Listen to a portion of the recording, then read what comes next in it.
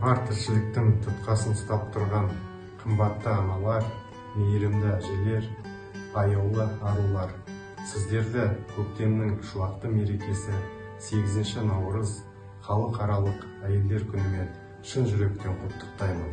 Осы бір тамаша мерекеде тек жағымды эмоциялар, шексіз бақыт пен мықты денсаулық тілеймін. Мерекелеріңіз құтты болсын.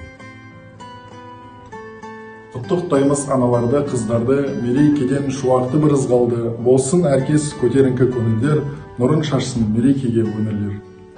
Қыздар, сұлу қыздар, неткен ғажап сұлусыздар, дархан көңіл, дәру қыздар, қыздар, сұлу қыздар. Ана деген бастауы ұлылықтың, ана деген рәмізі сұлулықтың, ана деген бір жыр бар шырқалатын, асқақтатар биікке ұрпақ атын. Қай жерде мейлі қай елде, әлемнің мәні әйелде. Мықтымын десең ойыңды, әйелге бар дәлелде. Арулар, аяулар, ардақтылар, өмірдің жылу боп қалмақ бұлар.